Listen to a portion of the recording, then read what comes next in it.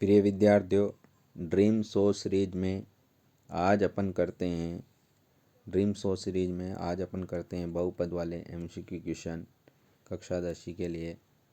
मैं दिनेश लोधा जो क्वेश्चन लेके आया हूँ MCQ क्वेश्चन बहुपद से संबंधित, बहुपद से एक्सरसाइज से संबंधित। दुनिया की हर चीज़ ठोकर लगने से टूट जाती है, एक कामयाबी है जो ठोकर खाकर ही मिलती है। और सभी बच्चों को सोचना चाहिए इन लाइनों के अतिरिक्त कि सभी बच्चों को फर्स्ट रैंक हासिल करनी है बोर्ड एग्ज़ाम, आने वाले बोर्ड एग्ज़ाम 2025 के अंदर। चलो पहला क्वेश्चन स्टार्ट करते हैं। पहला क्वेश्चन है, कौन सा बहुपद द्विघात बहुपद नहीं है? इसमें से 4 ऑप्शन दिए हुए हैं A, B, C और D। इसमें से कौन सा बहुपद द्विघात बहुपद नहीं है? द्विघात बहुपद की पहचान है ऐसा बहुपद जिसमें चर की अधिकतम घात 2 होती हो, द्विघात बहुपद कहलाता है। लेकिन यहाँ आपसे पूछा गया है नहीं है और नहीं है दोनों में अंतर है।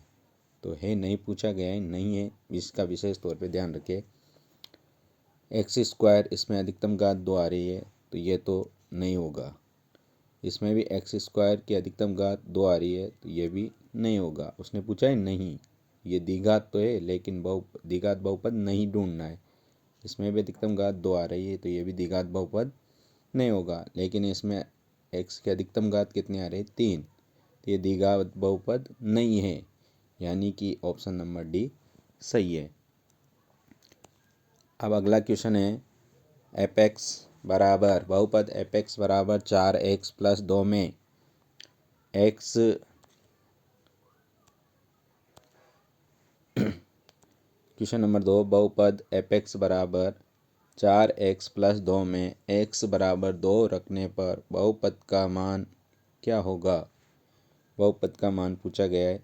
बहुपद दिया हुआ है 4x + 2, इसमें रखना है आपको x बराबर 2। तो 2 रख के देखते हैं। 4x की जगह 2 प्लस के 2, 4 को 2 से इंटू किया तो 8 और प्लस के 2 और जोड़ के रखा तो कितना? 10, यानी कि 10 कौन से ऑप्शन में आ रहा है? ऑप्शन नंबर ए में, यानी कि इसका ऑप्शन नंबर ए सही है। क्वेश्चन नंबर 3 जो अगला क्वेश्चन है, लिखा हुआ है द्विघात बहुपद x² - 2x - 8 के शून्यांकों का योग क्या होगा? शून्यांकों का योग पूछा गया है, यानी कि आपको पहले तो A, B और C द्विघात बहुपद दिया हुआ है, उसमें से A, B और C निकालना है। तो A बराबर होता है जो x² के आगे आता है, यानी कि कितना? 1। B होता है जो x के आगे जो गुणांक आता है वह B का मान होता है, यानी कि -2। C वो होता है जो अचर पद होता है, यानी कि -8। अब आपसे पूछा गया है शून्यांकों का योग। अब शून्यांकों का योग ज्ञात करने का सूत्र है अल्फा प्लस बीटा बराबर -BA/A, यानी कि योग अल्फा प्लस बीटा बराबर माइनस सूत्र से B का मान है -2, A का मान है 1, माइनस और माइनस क्या हो गया? प्लस 2/1 बराबर आंसर आ गया 2। 2 कौन से ऑप्शन में आ रहा है? ऑप्शन नंबर सी, यानी इसका आंसर है सी। अगला जो क्वेश्चन नंबर 4, x² की पावर 3 - 3x² + 3x - 1 में बहुपद की घात पूछी गई है। तो बहुपद की घात होती है जिस भी चर संख्या x भी हो सकती है, चर संख्या y भी हो सकती है, तो उसके ऊपर अधिकतम जो घात होती है वह बहुपद की घात कहलाती है। तो इसमें अधिकतम घात कितनी है? 3 है। इसमें अधिकतम घात कितनी है? 3, यानी कि बहुपद की घात 3 है। इस वजह से इसका आंसर क्या है? सी, यानी कि बहुपद की घात 3 है। अगला क्वेश्चन नंबर 5, यदि किसी द्विघात बहुपद के शून्यांकों का योग -3, शून्यांकों का योग यानी कि अल्फा प्लस बीटा बराबर -3 और गुणनफल यानी कि अल्फा बीटा बराबर 2, अल्फा प्लस बीटा बराबर -3, अल्फा बीटा बराबर 2 दिया है। तो बहुपद क्या होगा?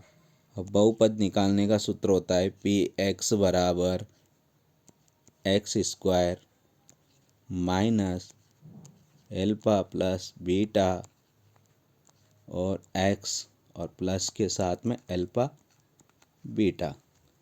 तो एक्स स्क्वायर पी एक्स बराबर एक्स स्क्वायर माइनस, अब अल्फा प्लस बीटा की जगह रखोगे -3, जो इस माइनस को क्या कर देगा +3 एक्स और प्लस अल्फा बीटा की जगह कितना 2। ये वाला आंसर देखना है कौन से ऑप्शन में आ रहा है। X square plus 3x plus 2 option number A में नहीं आ रहा है, तो ये ऑप्शन ए गलत है। ऑप्शन नंबर बी में आ रहा है, तो ऑप्शन नंबर बी सही है। अगला जो क्वेश्चन है क्वेश्चन नंबर 6, ड्रीम शो की सीरीज का क्वेश्चन नंबर 6 एक्सरसाइज नंबर 2 बहुपद का क्वेश्चन नंबर 6 लिखा हुआ है। दी घात बहुपद a x square plus b x plus c के शून्याङ्कों का योग तथा गुणनफल क्या होगा?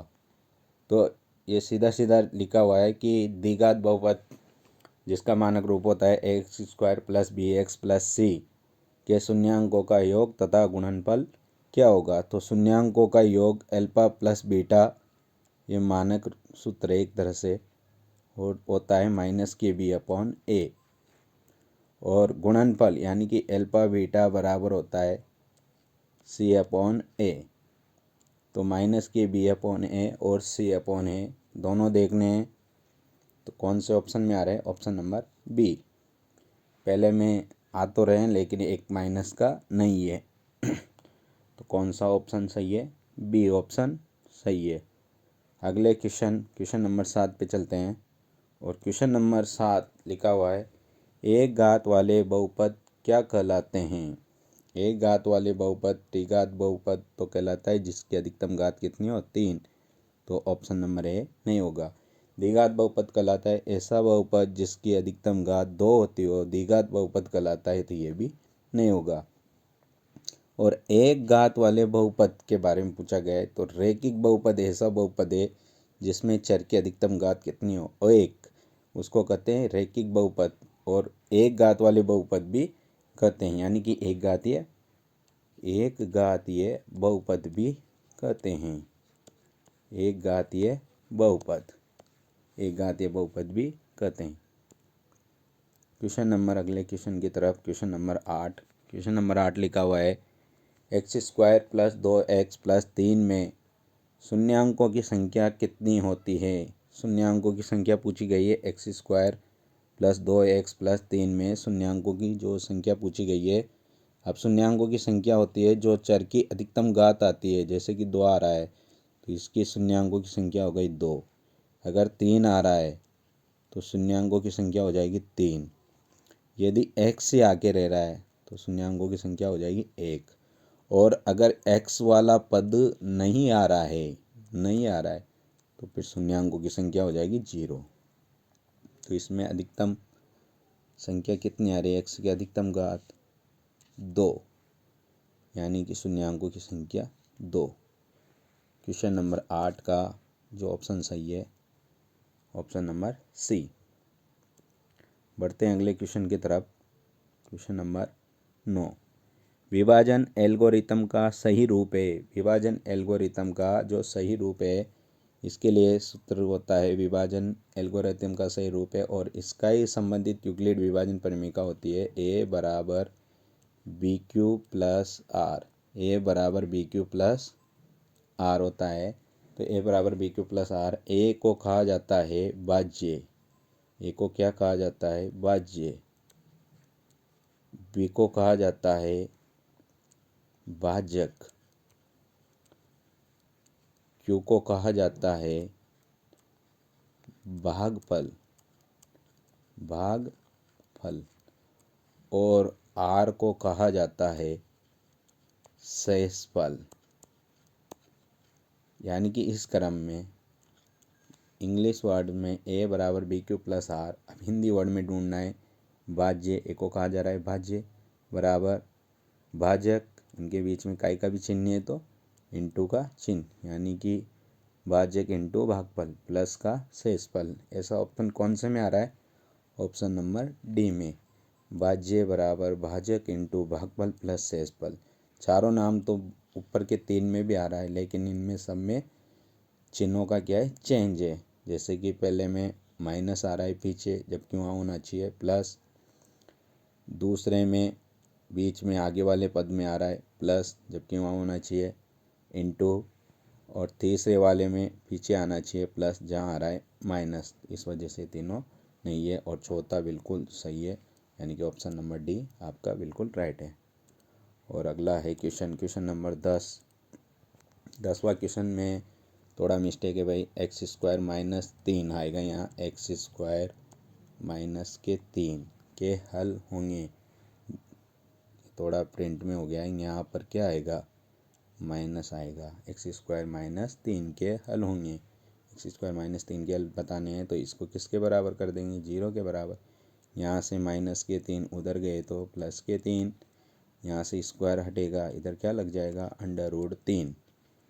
और आगे क्या लगता है? प्लस और माइनस, यानी कि एक्स बराबर आ गया अंडर रूट 3 या माइनस के अंडर रूट 3, यानी कि कौन सा ऑप्शन सही है?